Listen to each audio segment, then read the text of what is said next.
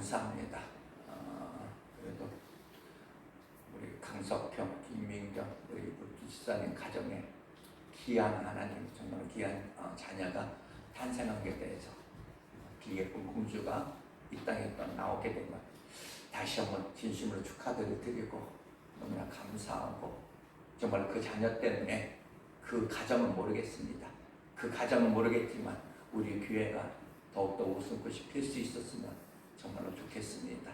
그 자녀가 성장하는 모습을 보면서, 자라나는 모습을 보면서, 그가 하는 행동을 보면서 마음껏 웃을 수 있는 그날이 다시 한번 속히 오기를 다시 한번 축복합니다. 개인적으로도 그렇지만 교회적으로도 오늘 이렇게 귀한 집사님 등록해 주셔서 무엇보다도 감사 말씀을 드리겠습니다. 우리 옆에 사람 보면서 우리는 다른 인사하지 않겠습니다. 우리 옆에 사람 보면서 이렇게 한번 인사합니다. 항상 웃으며 삽시다. 한번 옆에 사람 보면서 한번 인사합니다. 시작. 항상 웃으며 삽시다. 성경에 보면 항상 기뻐하라 라고 했습니다. 이것이 그리스도 예수 안에서 너희를 향하신 하나님의 뜻이래요. 여러분 삶 가운데 늘 그리스도인으로서 정말 웃음꽃이 필 수 있는 그런 여러분 삶이 되시기를 다시 한번 축복합니다. 웃음해 보니까 그런 이야기가 있더라고요. 날마다 우리가 웃어야 되는데 왜 웃어야 되는지, 월요일 날은 그냥 원래 웃는 날이랍니다. 월요일 되면은 아무 생각 마시고 그냥 원래 웃는 날이니까 웃는 날이야 하고 여러분 웃으면서 살았으면 좋겠습니다. 화요일은 화나도 그냥 웃는 날이랍니다. 여러분 기억하시고, 마음에 안 드는 일이 있어도 그냥 화요일 날 그냥 웃으시기 바랍니다. 수요일은 그냥 수시로 웃는 날이랍니다. 시도 때도 없이 그냥 웃으세요. 그냥 옆에 사람이 누가 뭐라 해도 그냥 웃으세요. 목요일은 목숨 걸고 웃는 날이랍니다. 누가 뭐라 해도, 누가 죽인다 해도 그냥 웃으세요. 웃으면서 여러분 사시기 바랍니다. 금요일은 금방 웃고 또 웃는 날이 금요일이랍니다. 웃었다가 나 웃었으니까 됐어 하지 말고 그냥 또 웃으세요. 그렇게 그냥 사시기 바랍니다. 토요일은 그냥 토할 때까지 웃는 날입니다. 여러분 그렇게 그냥 웃으면서 그렇게 사시기 바랍니다. 오늘이 주일입니다. 주일 여러분들 웃어야 되잖아요. 주일은 주구장창 웃는 날이 바로 주일이랍니다.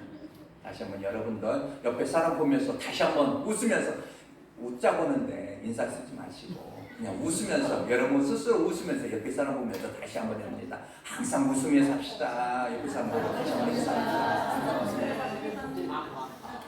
여러분 항상 그렇게 웃으면서 삶을 살아갈 수 있는 우리 성도님들 삶이 됐으면 너무 좋겠습니다. 마귀가 하는 일 중에 하나는 사람들로 하여금 과거에 매게 한다는 겁니다. 이선희가 그랬죠. 옛날이요. 저도 좋아합니다. 이선희. 이렇게 노래하며 옛날이 좋았어 이렇게 이야기합니다. 옛날을 그리워하죠. 오늘의 어떤 어려움 앞에 그 과거보다 현재가 더 어려움 앞에 우리는 웃을 수가 없다고 이야기합니다. 여러분이 2025년 표 여러분 아십니까? 벌써 나왔습니다. 카란다가 뒤에 나왔는데 다음 주에 아마 다 나눠줄 겁니다. 25년 표가 하나님의 결국을 바라보자 라고 이렇게 정했습니다. 우리를 향하신 하나님 어떤 계획? 그 결국을 여러분들이 물어보면 저는 여러분의 결국을 이야기할 수가 없습니다. 그건 알 수는 없지만 한번 믿고 가보자는 겁니다. 나를 인도하실 그 하나님을 믿고 항상 기쁘게 그냥 웃으면서 여러분 살아가시기를 다시 한번 바랍니다. 복음적 그리스도인은 두 번의 부르심을 받은 사람이다 라고 할 수 있습니다. 한 번은 구원으로 우리는 부름을 받았고, 또 한 번은 사명으로 우리는 구원을 받은 사람입니다. 복음적 그리스도인은 나는 구원을 받았다, 나는 구원받은 자로서의 나는 하나님의 어떤 일꾼이야, 사명자로서의 어떤 자기인식, 자기 확신이 있어야 된다는 겁니다. 구원으로의 부르심은 나를 위한 부르심입니다. 그러나 이 사명으로의 부르심은 또 다른 어떤 하나님의 나라, 그리고 주님의 몸된 교회를 위해서 부르심입니다. 모든 그리스도인들은 이 두 번의 부르심 앞에 믿음으로 또는 우리 삶으로 우리는 반응을 해야 합니다. 그리스도인들은 나는 구원받았어. 구원받은 자로서 내가 믿음도 내가 성장을 해야지만 복음 안에서 하나님의 그런 일꾼으로서의 성숙을 또한 우리는 이루어 내야 한다는 겁니다. 복음 안에서 하나님의 일꾼으로서의 그 사명이 축복인 이유, 그 이유를 창조, 하나님의 그 창조 원리 속에서 제가 설명을 드리려고 합니다. 하나님은 만물의 창조자이십니다. 만물의 창조자이시면서 그 창조의 절정은 누구냐? 사람입니다. 사람의 창조에 대해서 창세기 1장 26절 27절을 보면 이렇게 이야기합니다. 하나님이 자기 형상대로 하나님의 형상대로 사람을 창조하시되 남자와 여자를 창조했다 이렇게 말합니다. 창조자 하나님이 사람을 자기 형상대로 하나님의 어떤 모양대로 사람을 창조하신 겁니다. 다른 만물들을 창조할 때 다른 만물들은 하나님의 어떤 상상력 속에서 상상력을 통해서 창조되었으니 바로 이 사람은 하나님이 자신의 모양, 당신의 어떤 형상으로 우리 사람을 만드셨다는 겁니다. 하나님의 섭리 가운데 분명한 목적을 가지고 창조되어졌으니 창세기 1장 28절은 이렇게 말합니다. 하나님이 그들에게 복을 주시며 하나님이 그들에게 이르시되 생육하고 번성하여 땅에 충만하라. 땅을 정복하라. 바다의 물고기와 하늘의 새와 땅에 움직이는 모든 생물을 다스리라. 이렇게 말합니다.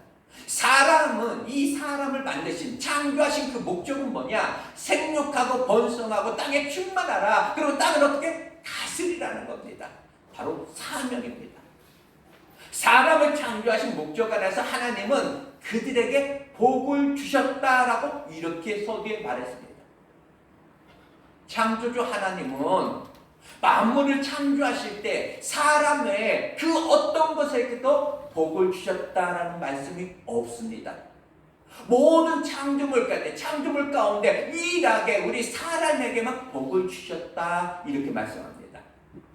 만복의 근원 되신 그 하나님께서 당신의 형상대로 창조된 이 사람을 하나님의 복이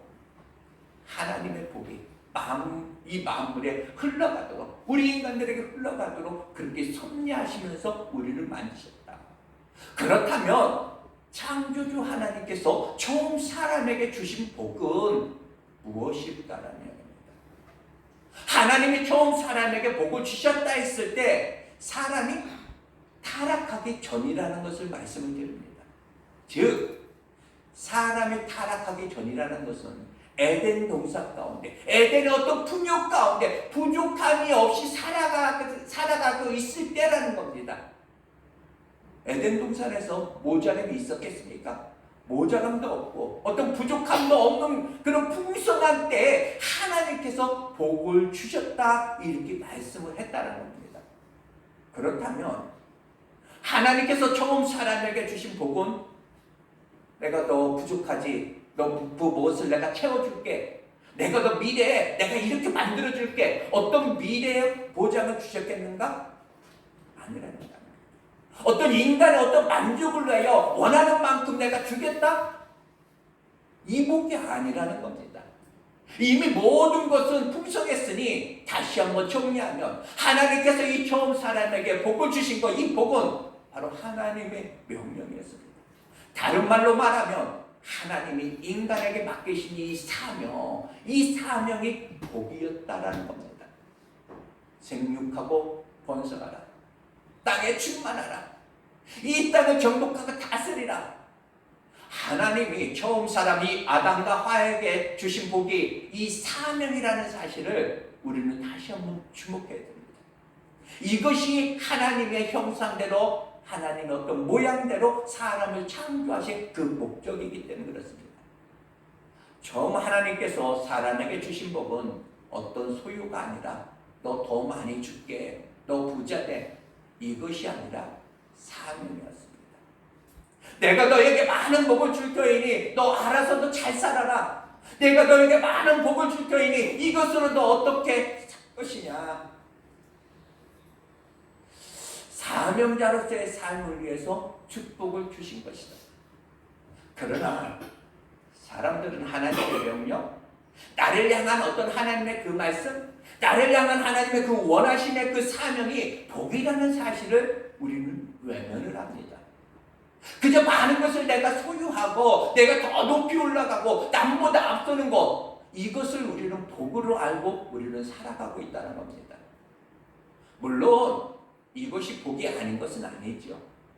그러나 사람들이 원하는 이 복은 언제까지나 거기까지입니다. 사람들이 원하는 복이 되기 위해서는 사람들이 원하는 그 복 안에 하나님이 맡겨주신 어떤 사명, 하나님의 원하심이 그 안에 담겨져 있을 때 그 복이 진짜 복이 되는 겁니다. 왜요? 하나님이 그렇게 창조할 때부터 우리를 그렇게 창조했기 때문입니다. 아무리 많은 것을 소유할지라도 그 소유로 만족하는 그런 인생, 더 많이 가졌다고, 누구보다 더 많이 가졌다고 그 소유를 인해서 만족하는 인생이 과연 있을까요? 없습니다. 가지지 못했을 때는 내가 거기까지만, 내가 집 한 채만, 그저 가지지 못했을 때는 어느 순간 어느 목적까지, 거기까지만 이렇게 이야기하지만 인간은 아닙니다. 또 다른 필요에 목말라 하는 것이 인간이다라는 이야기입니다. 사람은 소유가 아니라 바로 이 사명자로서의 그 보람을 찾을 수 있어야 됩니다.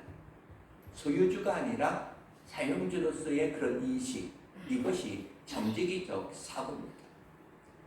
하나님의 형상대로 하나님의 모양대로 창조된 이 인생이 내 삶에 과연 하나님을 내가 담고 하나님의 소원을 내가 담고 맡겨주신 어떤 사명을 내가 담아내는 거, 인생이 얼마나 많은 것을 소유했느냐, 하나님의 원하심을 내가 어떻게 사용했느냐, 내가 너에게 다른 사람보다 내가 많은 것으로 내가 달란트를 맡겼는데 너 그건 어떻게 사용했니? 즉 달란트의 비밀. 적어도 여러분이 구원받은 그런 하나님의 사람이라면, 하나님의 형상대로 여러분들이 창조된 그런 사람들이라면 내 삶에 하나님이 보여지고 과연 담겨져 있는가? 나는 하나님을 계산하고 살아가는가? 하나님이 내게 주신 어떤 여유를 주셨을 때 그 여유 안에 나는 그 사명을 담아내고 있는가? 하나님은 나에게 다른 사람보다 물질을 여유를 주셨을 때, 또는 내게 어떤 건강의 여유를 주시고 달란트의 어떤 여유를 주시고 나에게 시간의 어떤 여유를 주셨을 때, 아, 너 수고했으니까 너 알아서 이제 너 잘 말고 잘 먹고 잘 살아라, 이것이 아니야. 그 안에 하나님이 담겨져 있는가? 그렇게 여유가 있을 때 그 안에 하나님이 원하신 나는 담겨져 있는가? 여러분은 어떻습니까? 내가 돈을 내가 많이 벌었으니, 내 시간이니, 이것은 내 건강이니, 이것은 내 여유니, 내가 알아서 쓰지, 이렇게 하고 여러분 부담이 없으십니까? 그렇다면 그것은 참 하나님의 사람일 수가 없다는 겁니다. 내게 주신 어떤 여유 안에 바로 이 사명이, 바로 이 하나님의 원하심이 담겨져 있어야 한다는 겁니다. 다른 사람보다 더 귀한 달란트를 내가 가졌을 때 이 달란트 안에 하나님의 원하심이 담겨 있기를 다시 한번 축복합니다. 그럼 출애굽한 이스라엘 백성들을 한번 살펴볼게요. 오늘 본문에 보니까 광야에 출애굽하여 이 광야를 거쳐 약속의 땅, 이 가나안으로 가는 이스라엘 백성들을, 이들은 어떤 은혜를 입었는가? 영원할 것 같았던 애굽이 무너지고 바로가 굴복하는 그런 모습을 이들은 보았습니다. 가로막혔던 홍해 갈라지는 것도 보았습니다. 마라의 쓴물이 단물이 되는 그런 기적도 그들은 보았습니다. 출애굽한 이스라엘 백성들에게 매일매일 어떤 그 만나, 또 매출하기의 그 은혜는 새로운 양식으로서의 어떤 축복이었습니다. 평생 노예로 살아가던 저들에게 아멜렉을 이기는 그런 경험, 정말 놀라운 그런 경험이었습니다. 아, 우리도 이길 수 있구나. 또는 불기둥과 구름기둥의 어떤 인도, 저들로 하여금 내일의 어떤 염려, 내일의 어떤 그 염려할 필요 없게끔 만들었습니다. 하나님의 인도가 눈앞에 보였으니 모든 것이 은혜에 의해 은혜였습니다. 그런데 문제가 생겼습니다. 출애굽한 이 영도자가 바로 이 모세가 출애굽한 지 딱 3개월 만에 그만 지쳐버릴 대로 지쳐버리는 겁니다. 어느 한 사건으로 인한 것이 아닙니다. 출애굽한 지 지난 이 3개월 동안 쌓여왔던 그런 문제 때문이었습니다. 60만? 아니 전체적으로 200만 그 숫자를 대이동하면서 한번 그 모습을, 그 이동하는 모습을 여러분들 한번 상상 한번 해보시기 바랍니다. 사람만 있습니까? 가축들, 소와 양, 그리고 각자의 어떤 집을 나르기 위해서 수레 얼마나 엄청 많았겠습니까? 그 가정 속에서 문제가 없었을까요? 밤이면 장막을 쳐야 했습니다. 60만 명이 장막을 쳐야 했을 때 어떤 인간의 욕심은 없었을까? 욕심으로 인한 어떤 분쟁이 없었을까라는 이야기입니다. 서로 좋은 자리 잡으려고 이런 마음이 그들에게 없었을까? 물을 먹일 때, 소나 양에게 풀을 먹일 때 더 좋은 것을 내가 먹이기 위해서, 더 좋은 것으로 내가 자리 잡기 위해서 욕심이 그들에게 없었을까? 많은 문제들 가운데 처음 한두 사람 이 문제를 가지고 모세에게 나오면 이제까지 우리 다 은혜였잖아, 그냥 좋게 해, 이렇게 해결해 주었지만 어느 순간 그 문제들이 쌓여지는 가운데 모세는 모세 나름대로 지쳐버리고 이 백성들은 백성들대로의 어떤 지쳐버리는 겁니다. 단 3개월 만에, 이 3개월 만에 한계에 부닥쳐버리는 겁니다. 어찌해야 할지, 이대로 우리 가야 하는 것이 좋을지. 모세는 쓰러질 것 같았고 백성들은 흩어질 것 같았습니다. 어쩌면 출애굽의 의미가 없어질 정도로 말입니다. 출애굽한 이스라엘 백성들은 그 외적인 부분은 다 은혜였습니다. 문제는 내부에 있습니다. 그것도 문제여서 문제가 아니라 사람이 살아가는 곳에 반드시 기본적인 어떤 문제들, 우리 삶 가운데 있어진 기본적인 문제들이 문제였다는 겁니다. 광야 이스라엘 백성들 이 공동체에서 우리가 배우는 것이 무엇입니까? 문제가 생기는 것은 문제가 있어서만 아니라는 겁니다. 분명한 것은 은혜만 가지고는 안 된다. 바로 이 모세가 지쳐버린 가운데 비로소 이 출애굽한 이 공동체의 조직이 갖추어지게 되었다. 그제서야 일꾼을 세워지는 어떤 계기가 되었다라는 사실입니다. 그것은 장인 이드로의 공부에서 시작이 됩니다. 모세의 지친 모습을 보고 장인 이드로가 출애굽기 오늘 18장 18절에 경고합니다.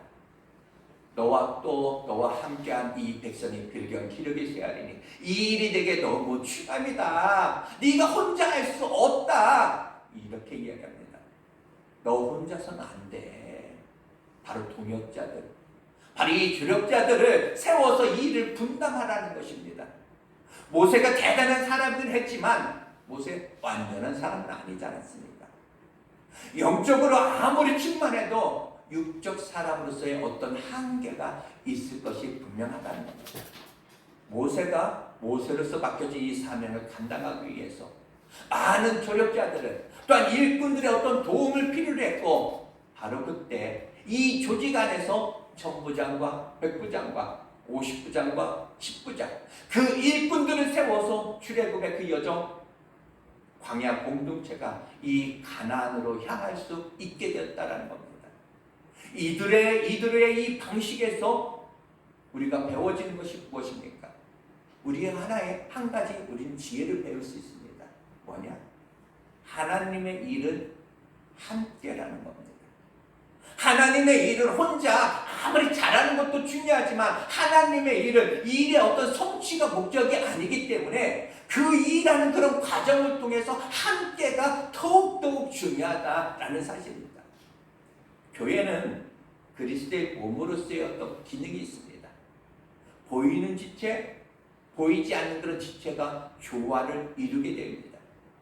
어느 한쪽이 과도하게 짐을 지게 되면 지칠 수밖에 없고 사람은 병들 수밖에 없습니다.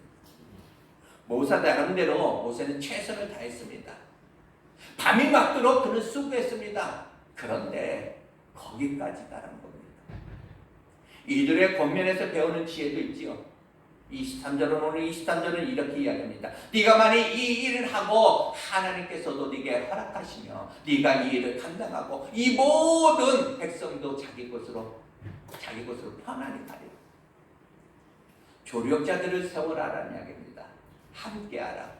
그러면서 이들은 모세에게 자신의 의견을 절대 주장하지 않았다라는 이야기입니다. 내가 이 의견을 내지만 먼저 네가 이 의견을 받아들여야 되고 네가 받았다 해도 하나님이 허락하시고 은혜를 베풀어야 한다라는 이야기입니다. 부모의 말씀이 자녀들이 다 품어내지 못하는 그런 이유는 무엇입니까? 부모가 나빠서? 부모의 말이 틀려서? 아니죠. 그것을 담아낼 만큼 자녀들이 성숙하지 못하기 때문에 그렇습니다. 그래서 부모는 자식 앞에서 옳은 말을 많이 하는 것도 중요하지만 때로는 어떤 때는 그냥 기다려주는 것도 중요하다. 그래서 그런 말이 있지 않습니까? 성도와 자식은 기다림으로 맺어지는 열매라는 겁니다. 내가 서둘러 말하고 싶고 어떻게 내가 하고 싶은데 끊임없이 싸워서 기다리는 겁니다. 놀랍게도 이들은 자기의 생각이나 어떤 의견을 절대화하지 않았다는 겁니다. 오랜 인생을 살아낸 어른들의 이것이 하나의 지혜가 아닐까. 젊은 사람들은 어찌합니까? 옳은 것은 그냥 옳은 것이고 그런 것은 그냥 그런 것이다 하지만 나중에 지나고 보면 옳은 것이 아닐 수도 있고 그런 것이 아닐 수도 있기 때문에 그렇습니다. 바로 이 교회 공동체 안에서 어떻게 사역을 감당할까? 또 하나 우리는 영원하신 영원히 모범이 되신 그 예수님의 사역의 원리를 다시 한번 보고자 합니다. 마태복음 12장 19절은 이렇게 이야기합니다. 그가 다투지도 아니하며 들레지도 아니하리니 아무도 길에서 소리를 듣지 못하리라. 바로 이 복음 사역을 완성하신 예수님의 사역의 원리, 그 처음이 뭐냐? 다투지 아니하며 이다는 이야기입니다. 바로 메시아이신 예수님은 진리입니다. 진리이신 예수님이 비진리인 이 세상에 그 주님이 사람의 몸을 입고 이 땅에 오셨습니다. 진리이신 예수님이 사역을 감당할 곳이 바로 이 비진리인 이 세상에 아니었다는 겁니다. 진리가 오셔서 그 사명을 감당하기 시작하자 진리와 비진리는 충돌을 일으킵니다. 비진리인 이 세상은 진리이신 예수님을 거부했습니다. 자신들이 원하는 메시아가 아니었기 때문에 그렇습니다. 세상의 어떤 이 비진리는 진리인 예수님을 거부했을 뿐만 아니라 그를 십자가에 못 박아 버렸습니다. 그럼에도 예수님은 진리를 주장하면서 세상과 다투지 않았다는 겁니다. 바로 이 비진리인 세상 앞에서 그 불법 재판을 받으시면서 세상을 구원하시기 위해서 어떤 정의를 내가 실현하기 위해서 누군가와 다투지 않았다라는 겁니다. 사람들은 다투어서라도 정의를 실현해야 한다고 이야기합니다. 다투어서라도 더 큰 일을 해야 한다고 합니다. 소수를 희생시키고 다수의 어떤 힘을 가지고 무엇인가 어떤 일을 해야 한다고 이야기합니다. 심지어 이 교회 공동체 안에서도 다투어서라도 교회를 바로 잡아야 된다, 바로 세워야 한다, 이렇게 주장합니다. 그러나 어떤 그 명분이 있다 해도 다투는 것은 하나님의 원리가 아니라는 사실입니다. 바로 대부분 사람들이 이 정의를 외치며 다투는 그런 이유가 무엇입니까? 옳고 그름일 때문에 이 사람들이 다투고 그럴까요? 아니라는 이야기입니다. 단 하나, 내 생각과 다르기 때문입니다. 내 마음과 다르기 때문에 다투는 겁니다. 내 마음에 들지 않는다, 나는 손해볼 수 없어, 이겁니다. 여러분, 나는 어떠한가?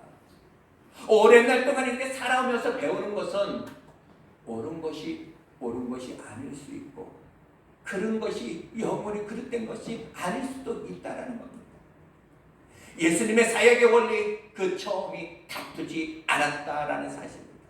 또 하나는 들내지 않았다라는 겁니다.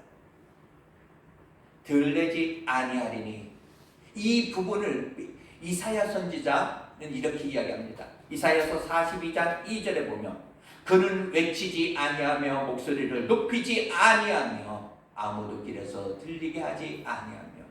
목소리를 높이지 아니했다? 이 말은 공동체 안에서 자기 주장을 내세우지 아니했다라는 겁니다. 예수님은 빌라도의 어떤 불법 재판 앞에서, 사형구 선고 앞에서 예수님은 무엇이 옳다 이렇게 주장하지 않았습니다. 하나님의 일은 더 맞는 말을 통해서가 아니라, 더 옳은 어떤 그런 이야기를 통해서가 아니라 바로 이 순종을 통해서, 그래서 그가 아들이어도 그는 순종을 통해서, 바로 사실 우리 교회 공동체 안에서 이렇게 목소리를 높이고 싶을 때가 여러분들도 얼마나 많이 있겠습니까? 전문가일수록 그렇지 않습니까? 내가 신앙생활 오래 해보고 내가 매장 오래 해보고 그러면은 그거 내가 다 알아. 그거에 대해서 내가 전문가야. 내가 너보다 신앙 경력이 내가 더 많은데, 그래서 한마디 하고 싶을 때가 여러분 사건 속에서 얼마나 많이 있습니까? 그러나 하나님의 일은 전문가의 어떤 의견, 전문가의 그런 이익을 통해서 되어지는 것이 아니라 바로 순종을 통해서 하나님의 일이 되어진다는 사실입니다. 또한 메시아의 원리, 세 번째 보면 아무 길에서나 그 소리를 듣지 못하게 하라는 겁니다. 사람들은 옳은 일을 할수록 요란하지요. 내가 조금 아는 거 나왔을 때 더 떠들썩합니다. 내 말이 맞잖아. 내 말이 맞아. 그러면서 목소리를 더 높입니다. 나를 알아달라는 것이죠. 내가 수고하고 내가 애쓴 걸 알아달라는 것이죠. 하나님의 일의 특징은 내가 많이 어떤 일을 했던 만큼이나 은밀해야 매력이 있다는 겁니다. 그래서 충성은 땅에서, 상급은 하늘에서. 이게 은밀함의 원리입니다. 내가 이렇게 충성했는데, 내가 이렇게 헌신했는데, 내가 헌금했는데 나를 알아주지 않아? 이렇게 목소리를 높이는 순간 그만 시험이 오고 취해질 수도 있다는 이야기입니다. 무너질 수 있다. 메시아의 사역 원리 네 번째 보면 숨어서입니다. 하나님이 사람의 몸을 입고 이 땅에 오실 때도 하나님의 모습으로 이 땅에 오신 것이 아니라 숨어서 오셨습니다. 가장 가난한 가정에 정말 가장 힘이 없는 그런 모습으로 바다를 잠잠케 하셨던 그분이, 정말 산을 옮길 만한 그분이 정작 이 구속사역을 감당하실 때는 숨어서 감당하시니 그냥 때리면 맞아요. 끌고 가면 그냥 끌고 가요. 하나님이 그냥 아닌 것처럼 그 사역을 감당하셨다는 이야기입니다. 바로 이 교회 공동체 안에서 앞서 수고하는 그 헌신자들 꼭 유념해야 될 것이 이 부분이라는 거예요. 교회에 오래 다닌 분일수록, 어떤 중직을 맡은 사람일수록, 정말 헌금을 많이 하고 충성을 많이 한 사람일수록 잠잠해야 한다는 겁니다. 잠잠해야. 이 말하고 싶은 유혹을 얼마나 이겨야 하는지, 이게 말하고 싶은데 이것을 얼마나 참고 이겨야 하는지 모른다는 겁니다. 내가 충성했는데 이렇게 말하고 싶을 때가 얼마나 많이 있는지, 그러나 잠잠해야 된다. 성전을 세워지는 그런 원칙에 대해서 열왕기상 6장 7절은 이렇게 이야기합니다. 솔로몬이 지어서 이 7년 동안 성전 안에서는 방망이 소리나 도끼나 모든 천연자 소리가 들리지 않아야 한다라는 이야기입니다. 왜 그렇게 했을까? 성전, 이스라엘 이 솔로몬의 성전이 이렇게 지어지는데 7년 동안, 열왕기상 5절 15절에 보면 또 이렇게 이야기합니다. 당금이 7만 명이 있대요. 산에서 돌을 깎는 자가 8만 명, 그리고 그 외에 이 일을 감당하는 사람이 3,300명이다. 이렇게 기록하고 있습니다. 합치면 약 12만 명입니다. 12만 명이 되는 사람들이 이 성전을 섬기고 성전을 건축하는데 제일 원칙이 뭐냐? 바로 이 성전 안에서 방망이나 도끼나 모든 결연장 소리가 들리지 않아야 된다. 이것이 제일 원칙이라는 겁니다. 즉 사람의 어떤 주장, 사람의 목소리가 있어서는 안 된다는 겁니다. 교회는 어떤 똑똑한 사람의 어떤 목소리를 느낌으로 교회가 되어지는 것이 아니다라는 이야기입니다. 특별히 교회 안에서는 오래 다닌 성도, 귀한 직분을 맡은 성도 다시 한번 잠잠해야 됩니다. 교회를 향하여 주인의 마음을 갖는 거 마땅합니다. 당연합니다. 그거 있어야지요. 그러나 주인의 어떤 행세를 하면 어느 날부터인가 그는 사단의 놀이객감이 될 수도 있다라는 얘기입니다. 바로 오직 교회 안에는 머리 대신 주님의 그 말씀이 우선되어야 되고 꼭 교회 안에서 어떤 소리가 들려야 된다라면 그것은 기도소리만 들려야 할 줄 다시 한번 믿습니다. 말씀 마치겠습니다. 우리 성도님들 교회를 위해서 헌신해 주시기 바랍니다. 일꾼을 뽑을 때 많은 분들이 시키지 않아도 나 이거 하겠습니다. 이렇게 지원해 주시면 감사하겠습니다. 우리 교회는 많은 일꾼들 필요하지요. 또 여러분이 살아야 될 그런 이유, 삶의 어떤 공간에 바로 이 하나님의 형상이 또 이 하나님이 담아주신 이 사명이 사명적 삶을 여러분 살아갈 때 부모에게 자식은 기본이듯이 성도가 어떤 성교도 있고 어떤 구제도 있지만 성도의 기본은 교회입니다. 여러분은 교회를 사랑하는가? 이 교회를 든든히 세워야 될 그런 이유는 너무나도 분명합니다. 바로 목사와 함께 그리고 교회의 어떤 사랑을 담아 다시 한번 섬기지 않으시겠습니까? 잠시 기도하겠습니다.